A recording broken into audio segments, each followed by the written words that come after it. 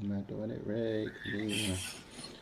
Okay, all right. We are live. We are live. Good evening, everybody. Beautiful, beautiful day. Hope you're doing wonderful. Hakiyami here.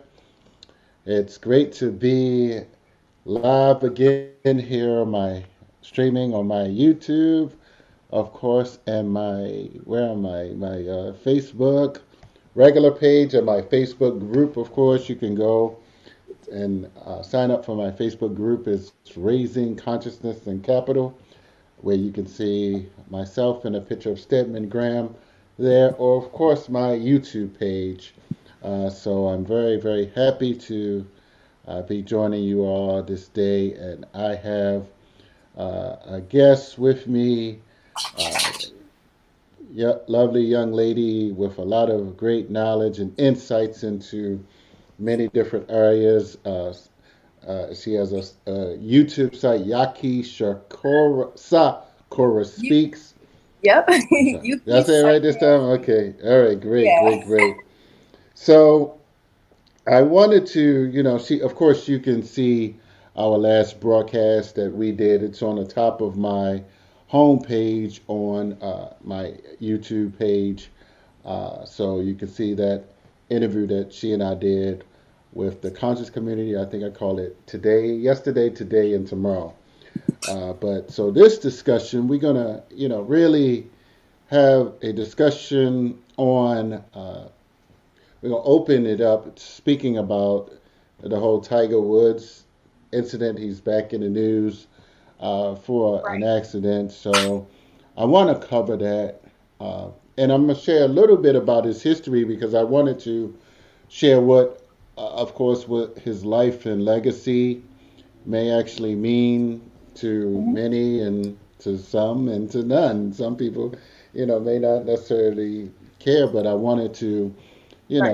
hopefully just open in terms of sharing just, first and foremost, what is the updates for many who may not have seen or heard the recent accidents. But so he was involved in an accident maybe like a month ago, I believe. But I'll just read this story. This is on Yahoo Entertainment, update about the accident. It said, in last month's details about Tiger Woods' near deadly Los Angeles car wreck have largely remained undisclosed. The professional golfer who suffered severe injuries from a single car crash is finally back home with his family and in recovery. Up until now, there's been much speculation as to what exactly caused Wood's accident, but it looks like detectives have finally found an explanation.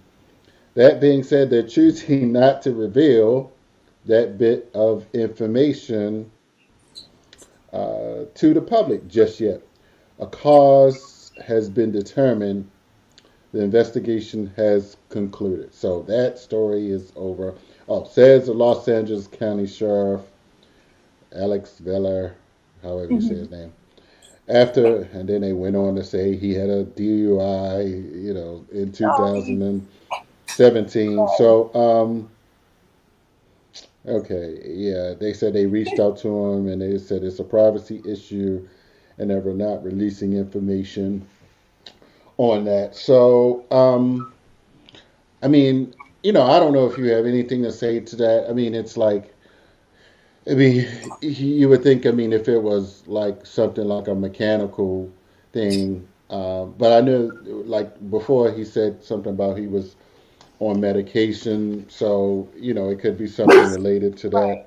So, I mean, I don't want to speculate that, like I think, the last time he had some DUI related issues. So, but, Right. it's just kind And I of know he's the greatest uh, golf player in the world. right. And I feel like it was like some type of setup because why all of a sudden out of the blue, these him getting this car accident happens out of blue and everything's private and you can't know anything else about it. And since he's Kablasian, he's mixed, I feel it's something dealing with part of that was a really bad setup because he's Wow. black. Yeah. And I don't Yes. understand how all these little cover-ups and everything's private and you can't know what this is about don't makes any sense at all. Mm, Especially if we want to know if he's okay, because he seemed like a very genuine person who just is right. very passionate about his sport, and out of the blue all Mm-hmm. this appearances happen. Hmm. Right. Yeah. Right. Yeah. Definitely. So speaking of that, and you mentioned that he's black. Well, I'm sorry. So Kabla Asian. Now that's a term.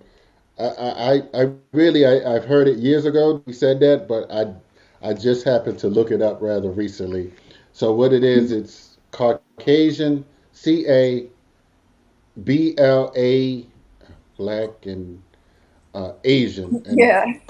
black, indigenous American, Native American, and Asian. So it's like something all combined, and it's like he's one fourth his on his mother's side. And I'll just kind of read this here a little bit about his bio. This is an old report that I pulled down from when he actually went to Thailand. So his mother was from Thailand. Um, so and it says one telling Thai influence that many people might not have noticed, the golfer wears red in the final rounds. This comes from his mother. Thai people are quite superstitious, and red is considered a color that is a harbinger of good fortune. So it says a child of an American Thai relationship, and this kind of goes into what we talked about. It is a Right. media story that has never been raised overtly in the United States, but Tiger Woods is the product of an American Thai relationship. Even in the 1970s and in a liberal state like California, interracial marriage was far from widely accepted. It is debatable whether um, American Thai marriages are even fully accepted today. Ironically, with a backlash now coming from liberals in society, Tiger's mom was a Thai wife. Okay. Okay. Yeah. Okay. It says Tiger's links with Thailand are strong. Tiger's link. I'm sorry. Through his mother are strong. As a boy, her name was Tita, brought him on regular trips to Thailand to introduce him to Thai culture Wow. and tradition. Tada's mother, Tida, Tida, mother also lived in the family home in California earlier in the years. Tida's marriage to Earl Wood endured until his death in May 2006. The U.S. media has often highlighted the unique bond that Tiger had with his father, but comparatively little has been said of Tiger's Thai mother. Yet she was just as ardent follower of her son's golfing career and was present at many of the events, quietly watching her sons play. She was at the U.S. Masters in Augusta, in April, where her son won his 15th major. Um, so I want one particular part. Let me see that I want to read. Okay. Okay. Oh, this the part. Titus is reported to have a varied ancestry of Thai, Chinese, and even Dutch blood. She met Tiger's U.S. father in 1966 while he was serving. I'm sorry, I didn't put that down. Hmm. While he was serving in the U.S. military in the kingdom. Okay. Earl was reported to have met Kul-Tida. I guess that's a short. It's KUL at the United States Army office in Bangkok where she worked. Tiger's father was a highly educated and decorated Army officer, rising to the rank of lieutenant colonel. The African American also served in the U.S. Special Armed Forces. In fact, Tiger Woods, whose real name is Eldrick, is named after a friendship formed by Earl with an officer in the Southern Vietnamese Army that lost the Vietnam War in 1975 with the fall of Saigon. Lieutenant Colonel Vang Dang Pong, nickname was Tiger, and fought the Army of the Republic of Vietnam that lost nearly 1.5 million men against the communists.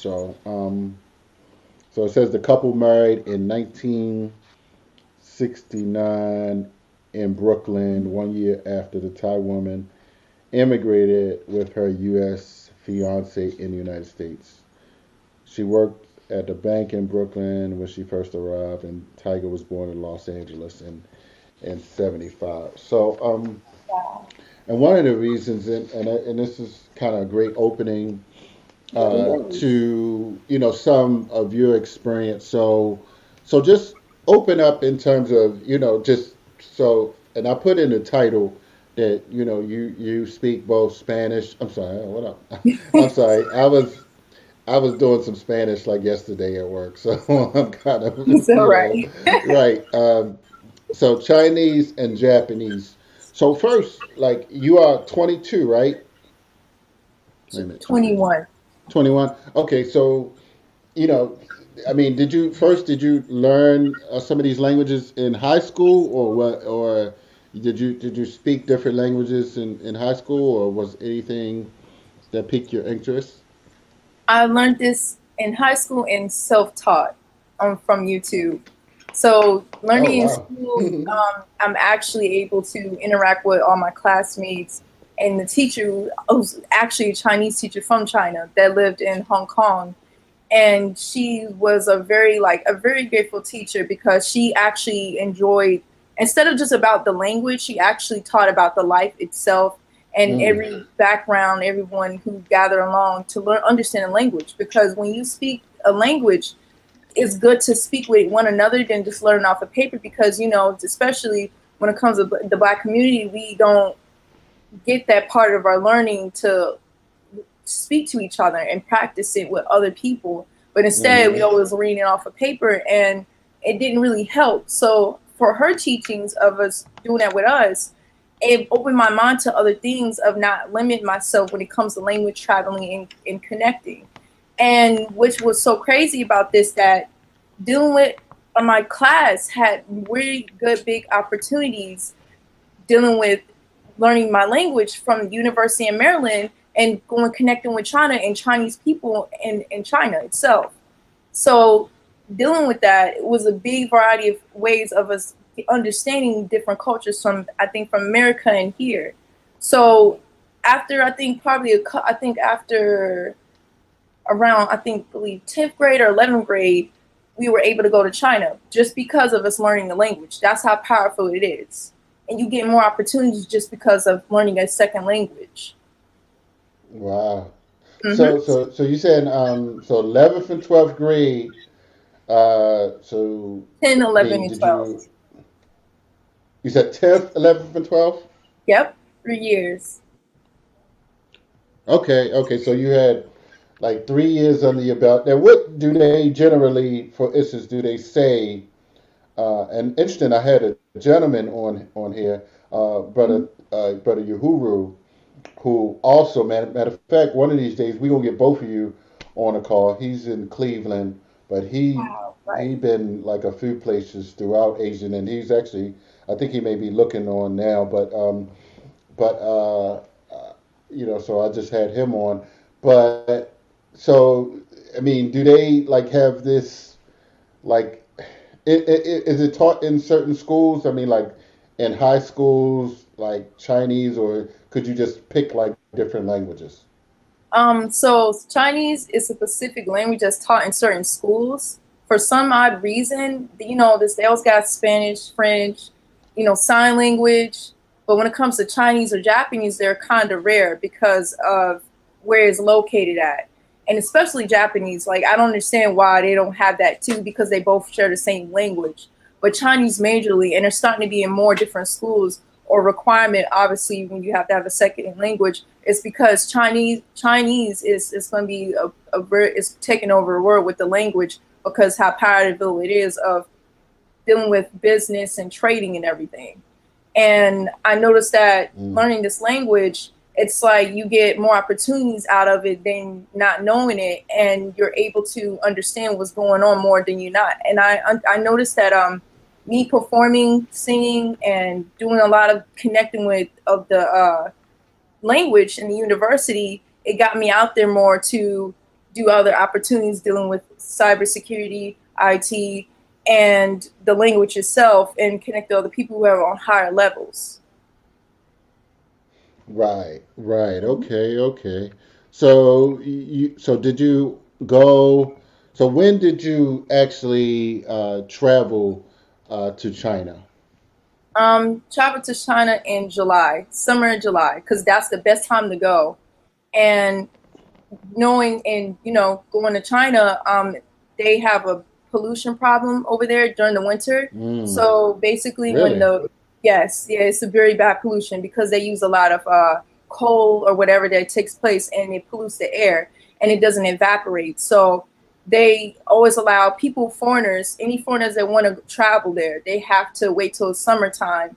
So the coal or the pollution evaporates in the air during the summer, and that's when everyone's able to go over there because we're not used to that type of stuff. We have a more clean slate of air over here than over there. And during that time, it's their environment is way different than you experience over here because they live on the other side of the world. And I noticed that they don't allow people to go there during winter time, and it gets very bad over there. So they'll have people limited just because of those reasons. They just don't want no complications with foreigners if they go there because it's going to be relied on them, especially with Wow. Americans. Yeah, Mm. Yeah, no, that's really interesting. yeah. So I mean, so were you just there during the summers, kind of, or I mean, how I mean, how was the did you like study? It was it considered a study abroad program It or? was all of that and the whole study abroad, learning other cultures. They also joined us. Like you had French, you had Spain, you had so many people joining. Everybody wanted to understand each other in one culture in China, and Mm-hmm. it wasn't just speaking. We actually got to travel around the Right. city in the area, and it's very different than what you'll see on the media. And I noticed that when we was eating the foods and experiencing the lifestyle, like actually trying to clothes with stuff that that be traded from America over here, it's all over there. Their whole place is more things you will never see because of obviously it's experiencing actually being there. And I noticed that when I was over there for like 2 weeks, it made me feel like differently coming back over here. But the Mm. experiences of meeting other people and connecting made me more social on another level of standing when it came to language because of Chinese is a very advanced language, and there were a lot of people who couldn't speak English but they knew Chinese. So there was a lot of like chaperones over there, and there was a lot of black people from across the world that were also seeing us as black FBA Americans. So they were very Mm-hmm. fascinated with us because they never seen us actually up close in person. And every race was copying off of us. That was the funny part because of our Mm. trends and our music. So actually being there in person, we were like the celebrities every time we went somewhere to Xi'an. It's a city, very hot place, Mm-hmm. in Beijing and the Great Wall. And a lot of people just wanted to see this because you always see it on the media, but when actually in person, it's a whole different slate. And Mm. experience it, it's like you're gonna get nonstop like stares, and you're gonna get a lot of pictures taken because they really don't experience it actually seeing a black person. So Mm. meeting other black people that was from Britain and the UK, they had a Mm-hmm. different standard on when it came to blackness and being yourself, even though we connected on near the same level because we both kind of similarly like what we're doing. And a lot of them did say they wanted to come over here because ours were more fun in theirs. And we told them like it's cool, but it's like when you don't be in another country, you're gonna want to come over there, which I can understand. But they said they Mm-hmm. wanted to come to ours because we both have a lot of celebrities and music. It was a very big topic. Yeah. So were some of them like artists as well, or like various types of students? There were just various types of students. They were just all Okay. over. It was a lot of groups of people nonstop. It was so many, I couldn't even count them all. I was very fascinated with that because that was a very good experience, something that a lot of black people should see more of but because of this current situation, you really can't go over there at the moment. Wow. Interesting, Right. interesting, interesting. Hmm. Yeah. So what about some of the continental Africans? Were there any there during those Yes. times? Yes, there was Africans. I was going to the Forbidden City, and I seen a group of Africans taking pictures, and I think they were communicating with the Chinese. The problem was it was that they didn't know where they were going because they didn't have any type of guidance, which always happens when I see other foreigners, especially Africans.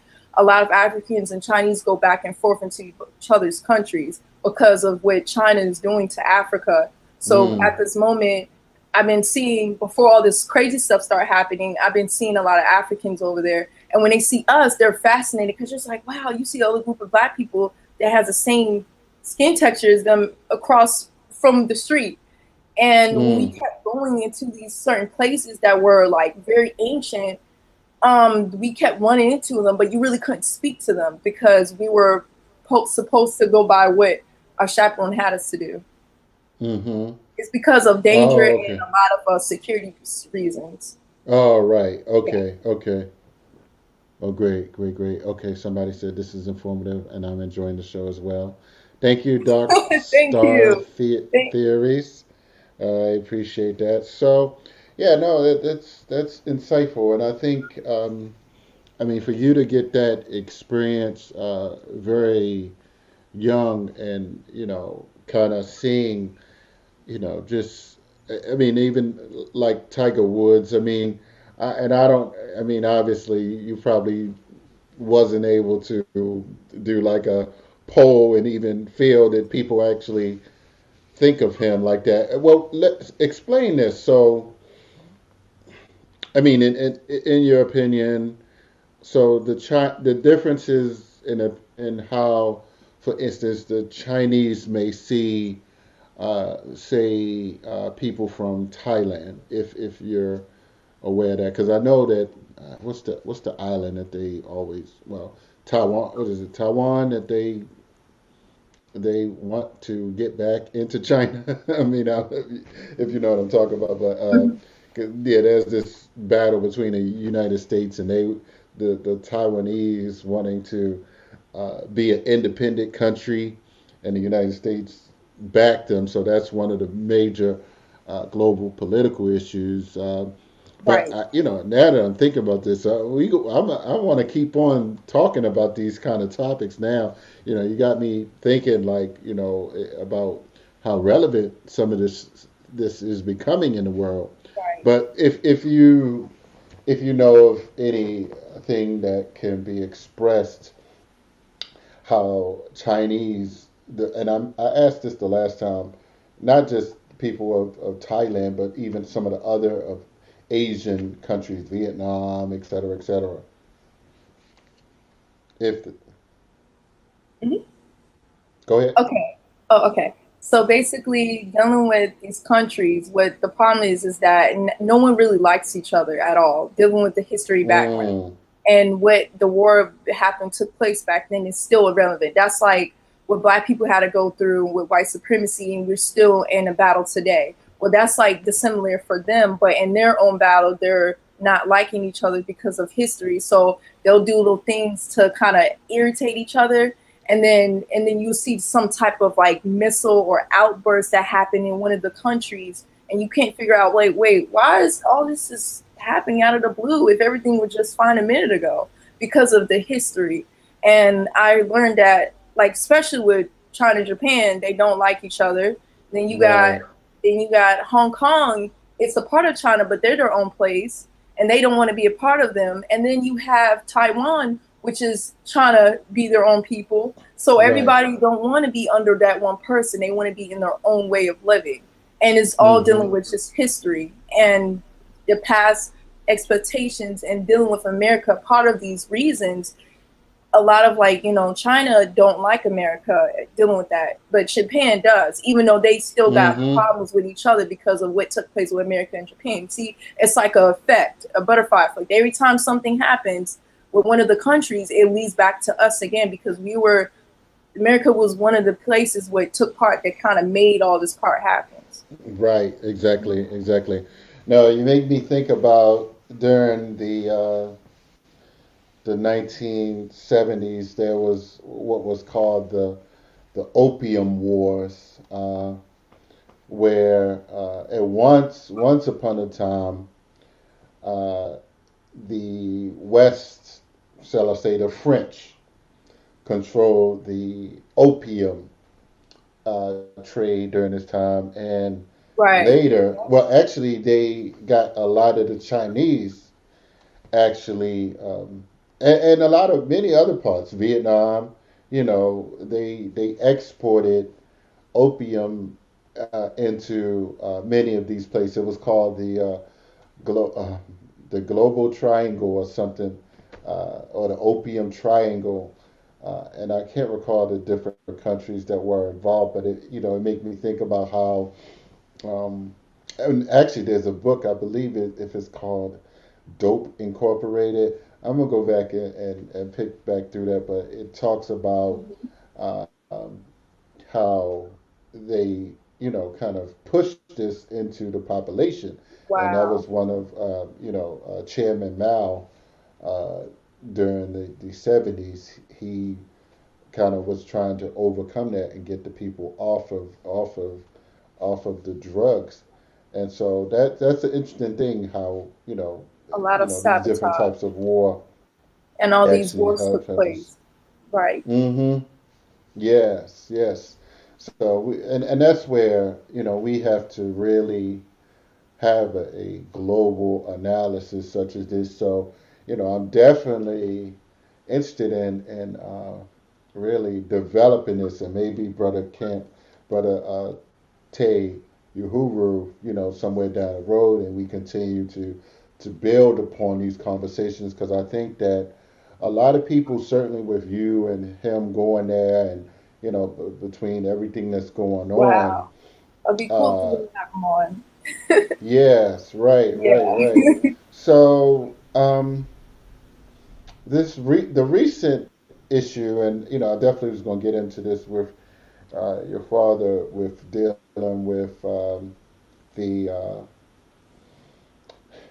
the Asian civil rights issue that appears to have taken over the media, Right. rather recently. And I actually called in on a radio show because they were saying, what was the conversation? Uh, what should black people response be? And and I'm just like, well, like, are we truly in any powerful position to even like make a response? Because it's like we Right. can't. Because white Yeah. people are speaking for us and making the buffer class of Asians work with them against us. We can't Mm. speak out against it because no one's is on our side, and they're having a lot of other races team up with them.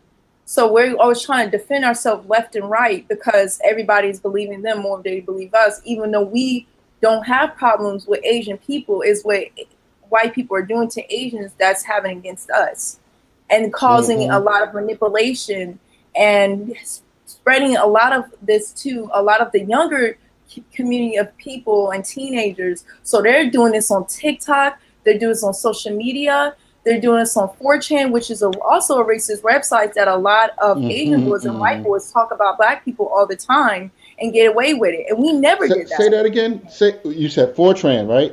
4chan, yes. 4chan is a Yes. website that was dealing with anime and all this gamer Right. stuff. They're a Right. very rich community. Yep. And the Yes. gaming. No. No. There's a.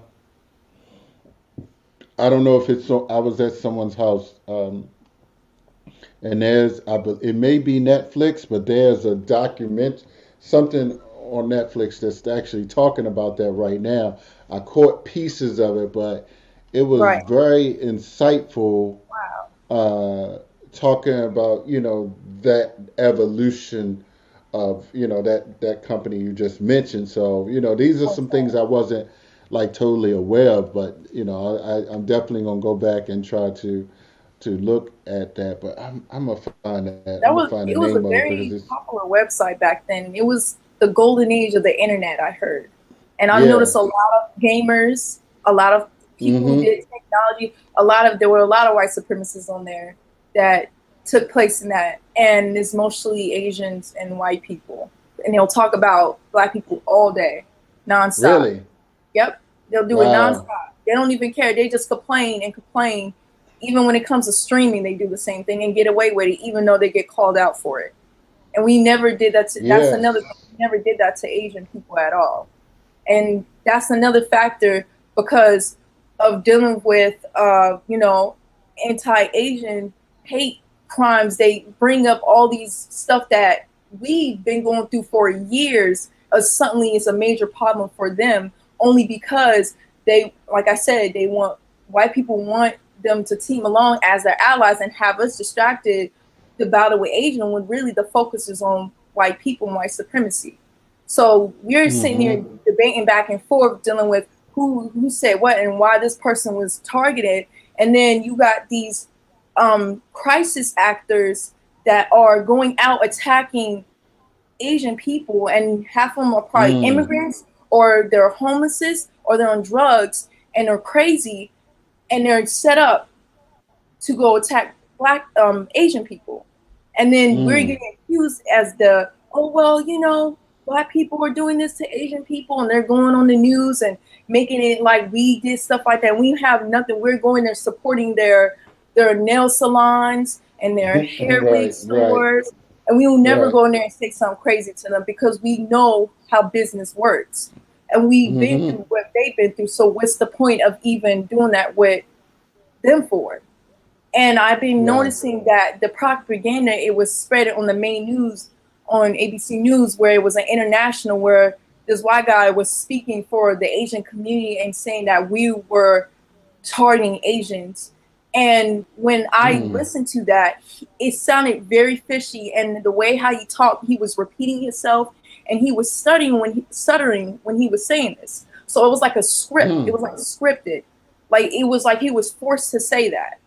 And Mm. I couldn't believe like how this make it on the main news, and no one and everyone was just falling into this.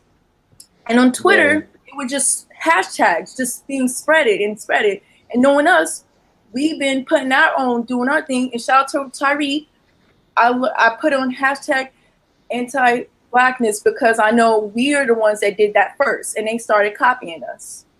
Mm-hmm. Yeah. And one of the issues that that we have to I'm always I don't like always speak when I hear about anything, because I'm just like you never know who's pushing buttons and who's manipulating scenarios, and not that one is going to be a conspiracy theorist, but I just know that there are some global powerful people that are definitely that live for creating various types of scenarios. And one of the things that I heard someone mention is being put out about the role of human trafficking in some of these little, I guess, uh, massage parlors slash, what I'm saying, they be Yeah, like brothels. and taking So people yeah, right. yeah. So you honestly, and not to say that, of course you empathize with people who may have lost their life innocently, but the reality is that what I found out is that these law enforcement people, they don't focus on the big time like offenders. Like they know that people are being paid off, Paid and off they in know silence. Like I right. said, the crisis actors or the people on drugs, and I heard that they Mm-hmm. were use certain colored shirts pink and red. And you notice that you will see them always end up in the news or some type of website going and attacking a Asian person out of random. And then you're just like, okay, now this is getting kind of a setup here, which are being Mm-hmm. paid off silently, and it's an agenda, and they know what they're doing, but they want to keep the main media as the focus is that Black people are attacking Asians 24/7, and every time when something little happens, it gets blown out of proportion. So it seemed like that. Oh yeah, he got thrown water on. Oh yeah, this Asian person got spit on, and the Black person can say this 24/7 every single day and get no type of like credit for saying anything like that, and then they'll push it as like a, oh well, this was just playing the race card once again, the same scenario. All right, let me read this story. So this is let's see. Wait a minute. So this is the San Francisco Gate. Brutal New York City attack renews Asian American volunteer efforts. Now let's look at this. Fed up with insistent attacks on Asian Americans, Stan Lee recently started voluntary patrolling San Francisco Chinatown. So when the 53-year-old fire lieutenant saw a video of a New York City woman getting brutally beaten, he didn't have to guess how his fellow volunteers and other Asian American firefighters were taking it. I'm pretty sure they're all steamed like I am, said Lee, who is Chinese Americans. It's personal. It could have been our aunt, our mom, our grandmother. The vicious attack, and I didn't see the video. Did you see this video of New York Times Square? Mm-hmm. I didn't see it. The assailant yelled racial slurs at the Filipina woman and told her, "You don't belong here." It supposedly got millions of views and widespread condemnation. I didn't see that yet, but I don't believe I've seen any because of so many of these made up cases. I can't yeah, believe that even took place, even though right, I knew it was going to happen some type of way. And right, half the right, time on the news, when a white person, which is proof that the white people are doing that, which is the white supremacists, they're not getting told, oh, well, he did that, like made it out of proportion with that. But once, like I said, when a Black person did it, they would like hire these people and make it so big, like we really did that. And then this one white guy came up to I think a nail salon in one of the cities and shot up a whole bunch of Asian females in there. mm-hmm, And then it made it on the news and everyone talked about it. And after that, you really didn't hear about it after any again. So it didn't add up with that either.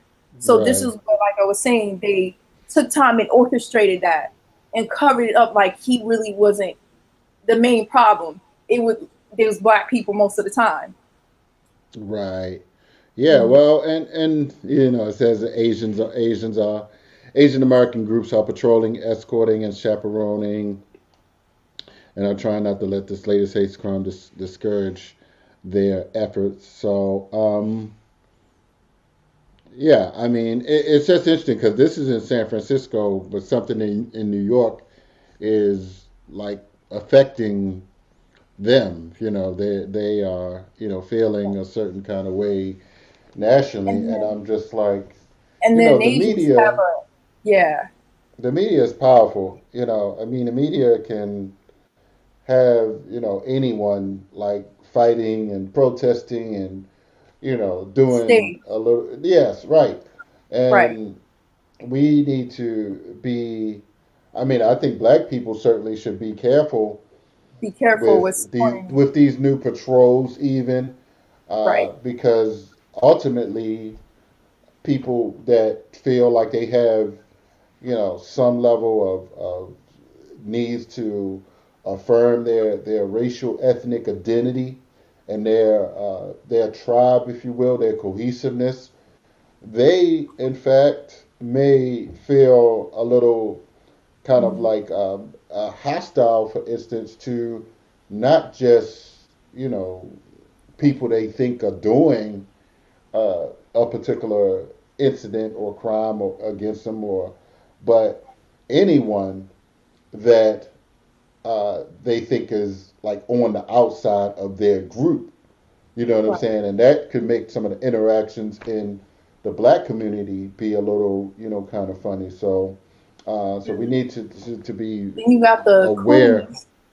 coons, going along with this too. So it makes it kind of hard trying to pick who is who. And I've been seeing a lot of people around my age as well, especially going along with it. I understand they love Asian cultures, but you gotta, like I said, you gotta pay attention and be careful what their agenda is, because half of some of the Asian community have this type of thing with anti-hate. They don't like black people, and they even hate their own self the bad that they have to bleach their skin, and it's really heavily promoted. I mean around the world, especially. But when here, I noticed that they will kind of try to take that out of consideration, or try to take that out like they don't do anything racist when you call them out for it. And I did Mm, see some couple of Asian people, females, make their own community accountable, because half of them are white supremacists that go along with white people because mm, they want to take a part of the anti-blackness, and they want right. to do what white people are doing, obviously, because they're presented as being white, supposedly to them, because they live in America. Hmm. Yeah. Yeah. No. And So we're the same. it's And the history back then, we were always helping Asian people when it came to when white supremacists were messing up their countries and tearing it, like you were talking about the drugs and putting it in Taiwan or whatever you were saying. And now hmm all of a sudden these the occasions Vietnam, right? happen. Right. And Hmm. we were always backing them up, but we were always supposed to give something back to them. Right. Right. Right. Yes. Yes. Yes. So that's.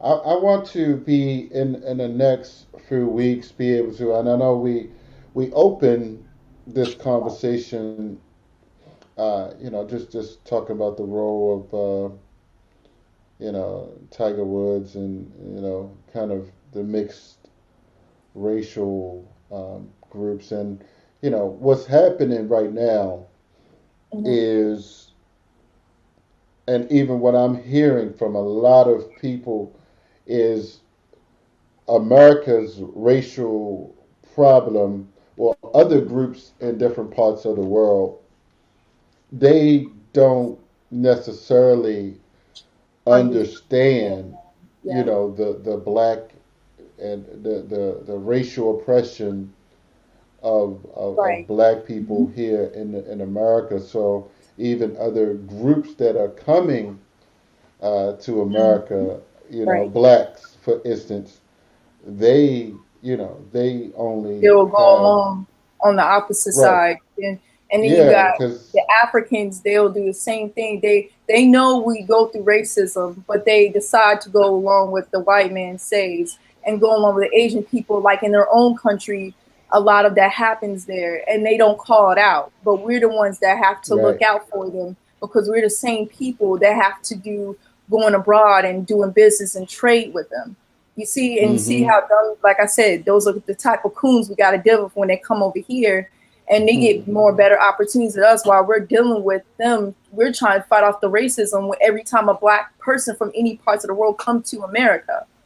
So mm, they're taking part of what the anti-Asian hate crime going on, and pretending mm-hmm, like they're on our side, but the whole time they're actually, you know, playing this little setup behind screens, and then playing like they're all these problems are happening out of the blue, while we're taking the blame for it. And every time we call that out, it seems like they want to take it like as a we're attacking them, or we're making them seem as we're being racist to them. They'll take little mm-hmm, certain talking points and put it mm, into their own words. So when they get on the media, people easily believe what they're saying. And TikTok is one of the places where it easily blows up on, because TikTok was owned by China.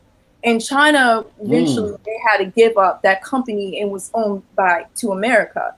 And now when you go wow, on that same app, which I believe I heard that they said that they do face recognition on there, where they'll pick and choose from the lighter person and darker person, especially with black people. mm, We're always getting put at the bottom when it comes to the algorithm. And then when we talk about wow, the racist stuff, they will kind of terminate us, or take our whole video out while a white person was being racist and saying the N-word nigga the whole time and making Mm. fun of black people, and it was staying up, getting views and views, and no one's called it out until the last minute, and that's when it's made it on the news.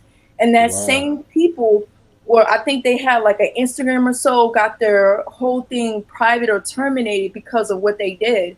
But you Mm. notice that it was waited the last minute to get taken care of, while we can say, like I said, where we can say the same thing the million times on that same app, which is goes for every app, and it Mm. never gets like making main media. And every time when a Asian person, which I know I have some friends that are half black and Filipino, they Mm-hmm. kind of don't understand because they're from actually from Germany. They don't Mm. understand dealing with white supremacy and the buffer class and minorities, because they're more on the, well, because they're Asian like me, I have to take part of their side as well. The first Mm. thing you know is you're black. You put an Asian over your Mm. own race of color. Your black genes takes over more than any other genes because we got the dominant genes.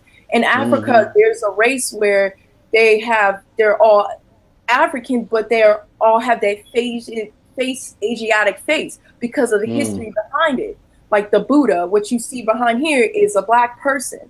You see, but when Mm-hmm. you go into their countries, they make it seem like there was some type of white person or there was some type of theory dealing with this. So it messes with, black Asians, black half Asians, because they're trying to understand their self as being mixed. Mm. And I've been watching. Yeah, go ahead. No, Go go ahead. ahead. Go ahead. Go ahead. No, I've no, been no. Just go watching ahead. Mm-hmm. YouTube videos where these black, black Japanese and black Chinese people, they talk about their experiences as being a black person. They said they have, even though they like where they live, they have more connection with black FBA people in America than they do in their own country, because they have more connection of being a black person than being Mm. mixed, and they have more all the situations dealing with racism and anti-black and all this type of stuff. They like what we're talking about, so they tend to be more on our subject. And I heard that sometimes when they talk about them being mixed, even though they are Asian, they can't really connect with their own community because of being dark skinned.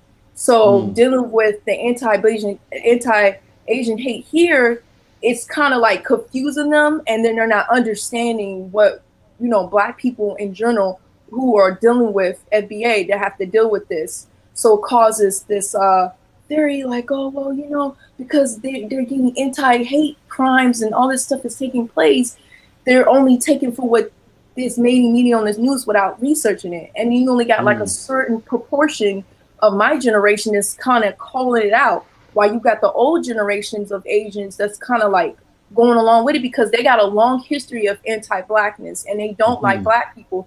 And I heard that Mm. sometimes when they have black, like, friends, and so the parents don't like them being around. They'd rather probably have Mm. like a white person or Hispanic person. They don't want no black person. They Yes. don't want no Wow. darkness. Wow. Right. And everything No, I is definitely can see positive that. bias with their Mm. own communities. And I've been seeing this so much to the point they pretend it doesn't exist only because of what's on the media and it's blowing up. So, Yeah. yeah.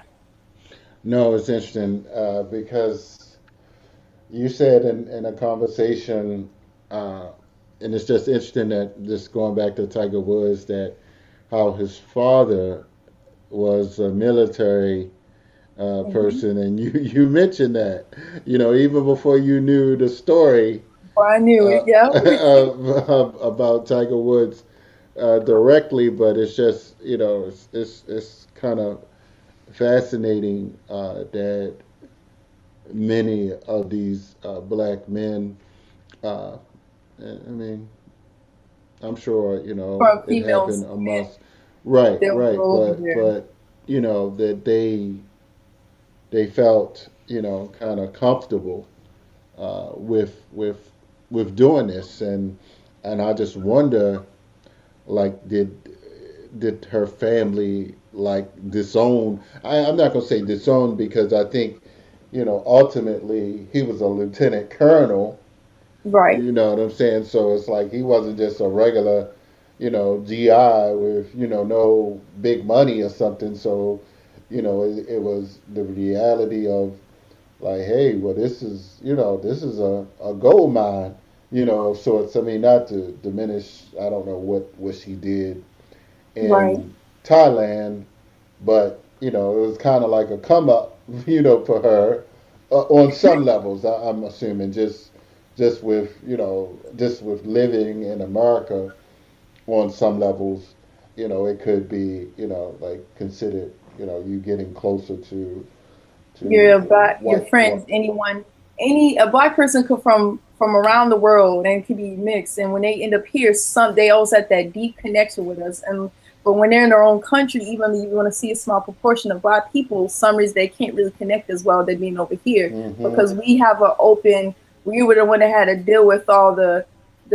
white supremacy and the agendas, and we dealt with it so much that we're so used to it. So we're very open to even give out the knowledge to some of these black people that are mixed or half or immigrants that come into these countries. But half of the time, the agenda is always put as that we don't like them, or they're told that don't work with these type of black people because they're basically it's like the plan for white supremacy to work with only with white people. So then when every time we try to give that type of info about what's going on, or even when it comes to jobs and stuff, these type of people that come around won't work with us at all. So it makes it Hmm. very harder for us to even have some type of business. Like I said, especially with Mm. Africa, because Africa is the motherland of doing so many big things of having farms and bringing your own land and also dealing with cybersecurity.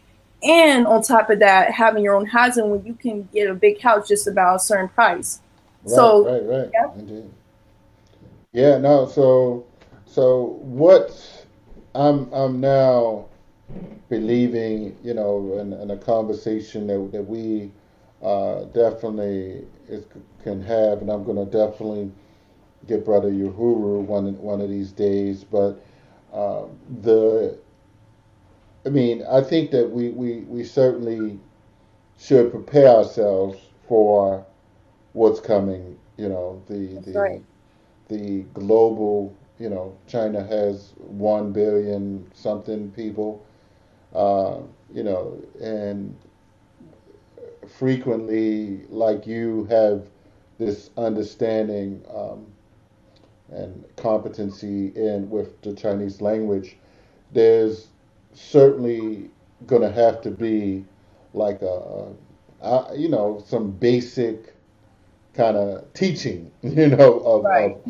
some of the things, so that we have people in place and in position that when things are being discussed, uh, we have an understanding of what people are saying, and that's just being responsible. It's not to deny or kind of minimize other African languages per se, but because I mean we can learn many of them. We can We're learning. learn many languages, Yep. but tactfully and strategically, we should think about who's in our environments, who we are Right. interacting with, and who we may need to interact with out here in the world. Yeah, because if And everyone uses us hmm when they stay on code, we all supposed every black person should stay on code with each other by using tools to play the game because a lot of this is dealing with a lot of agenda of trying to destroy what our plan is and what to do. And I noticed that every right. time when we have something good going on, it has that one person trying to destroy every type of plan we have set up. Even if that's why they say don't tell everybody what you're doing, because then you want to have some type of attack going on, and you got to have some type of cold talk going on. And hmm Asian people do it all the time. We're the same right. people.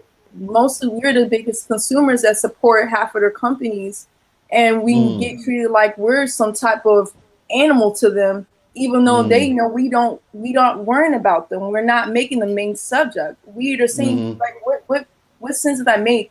If we've been through slavery and they've been through the same situation, Why would we want to do something to them if we know the experience of pain of being targeted as for the color of your skin?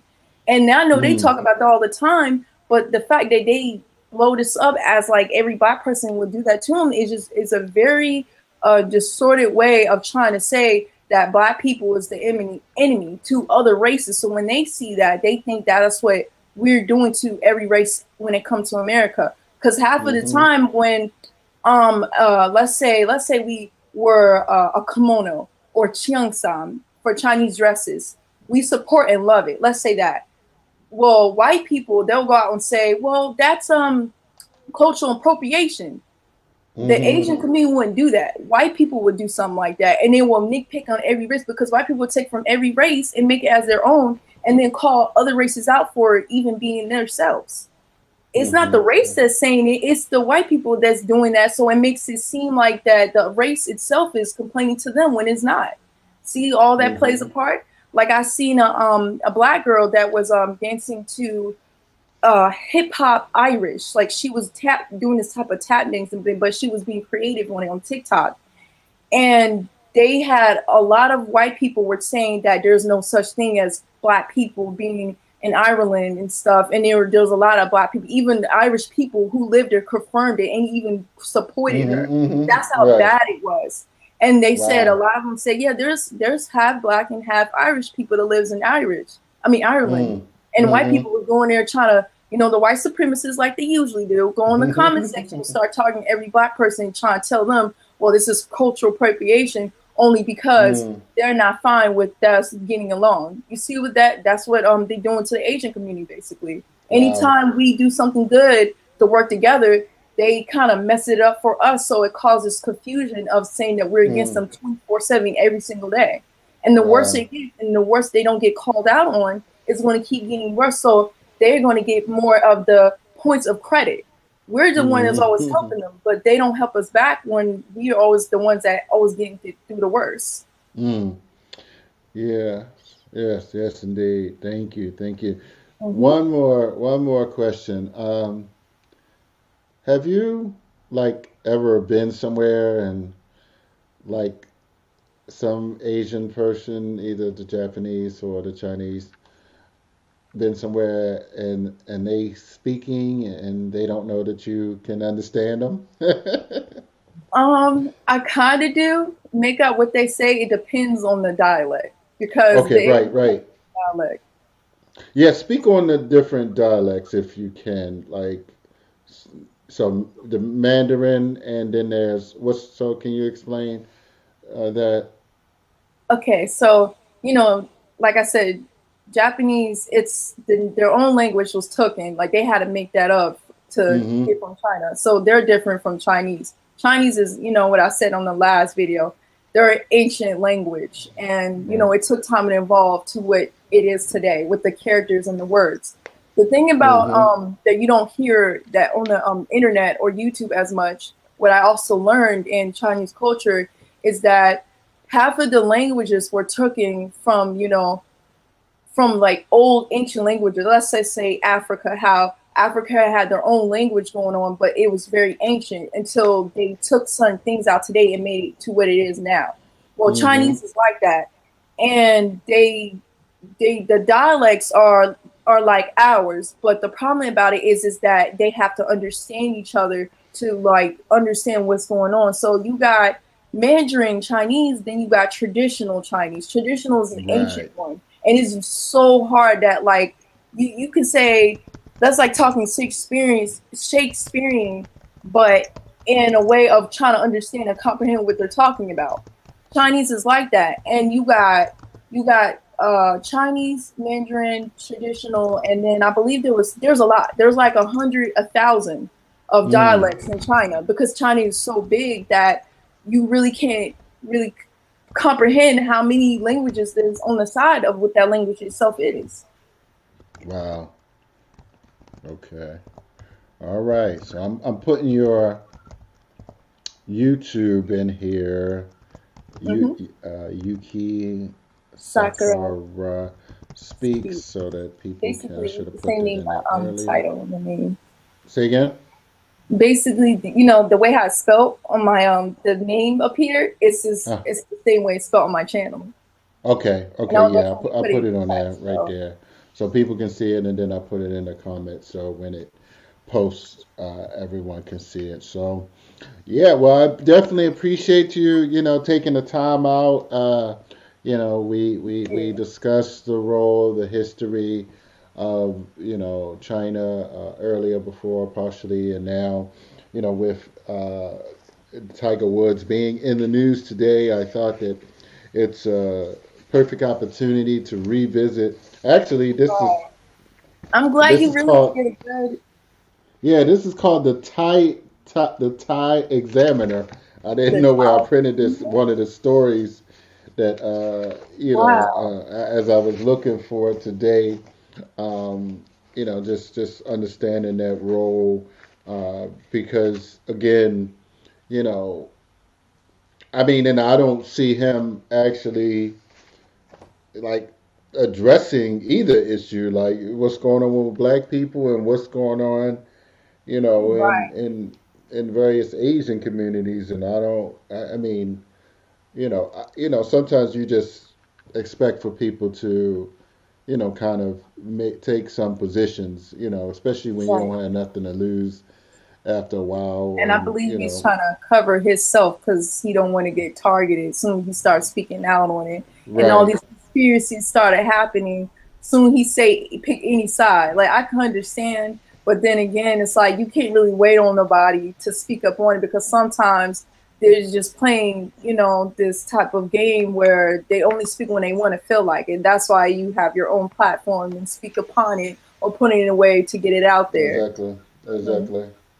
Well, all right. So we'll do this again soon. Maybe we can do a panel discussion, but I'm definitely going to dig more into, some of the things that I mentioned about the golden triangle. That was what it was called. I called it some kind of triangle, but the golden triangle about the history of the opium Opium. in China. You said So the Golden uh, Triangle. yeah, I think it was called the golden triangle, where they would it was basically distribution points for the opium trade, and I believe that was with Yeah. the East Indian Company, the British East Indian Company. I read about it in this, probably like the Committee of 300 or something, or the Behold a Pale Horse, one of those some time ago. But it's kind of maybe the book Dope Incorporated. There's a book called Dope Incorporated Right. that sort of discuss some of the things that you won't get from these traditional news sources that News. Yeah. basically Because it's are always cons- manipulated. right, right, You right. never find real So source. yeah, Yeah. yeah, and that's where sometimes I'm seeing things, and I'm out here and I'm listening to the mainstream, like Negroes, and I'm just like, man, these people, they don't read nothing. They don't Like they read. don't. No. And some people Yeah, don't yeah. like to read or research.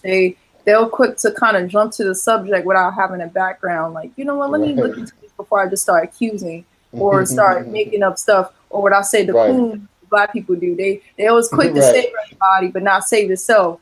And then they get all this backlash and thinking they're going to get support from the white community because they're not. No one's not going to support us, even if we was supporting them. So we got to support Right. each other, and support ourselves. Right.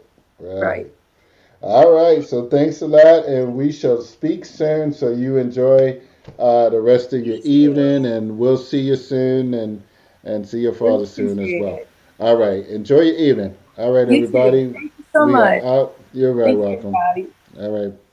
Peace and blessings, everybody. We are out. Let me sign out, and we'll be back here real soon. So check out Sister Yuki Sakura Soccer Speaks on her speaks. Sakura Speaks, yeah, on her YouTube page. She has many amazing, great videos. So definitely check her out. All right, we are out. Peace.